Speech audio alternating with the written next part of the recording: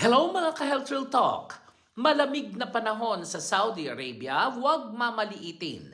Akala ng marami, puro init lang sa Saudi Arabia.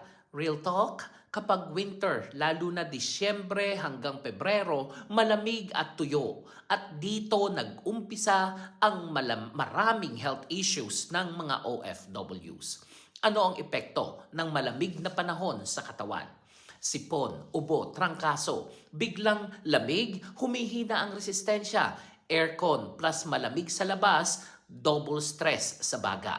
Pananakit ng kasukasuan at likod, mas sumisikip ang muscles at joints, mas ramdam kung may arthritis o lumang injury.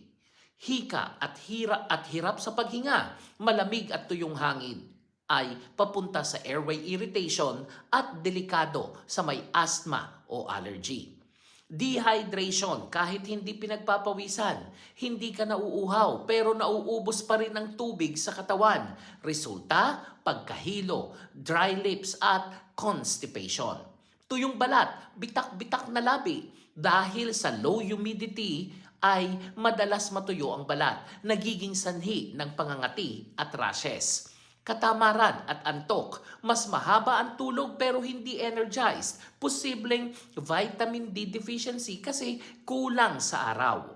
Mga karaniwang pagkakamali ng OFWs, hindi nagja-jacket kasi Saudi naman. Hindi umiinom ng tubig kasi hindi mainit. Tulog lang, walang galaw. Hindi pinapansin ang ubo hanggang lumala. Paano aalagaan ang sarili sa malamig na panahon? Mag-layer ng damit lalo na sa umaga at gabi. Uminom ng tubig kahit hindi nauuhaw. Mag-warm food, sabaw, lugaw o oats. Mag-moisturize sa balat at labi.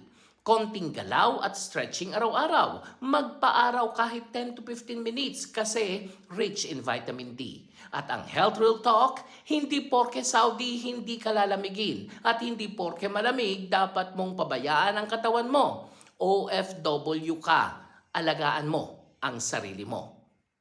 Have a nice day everyone.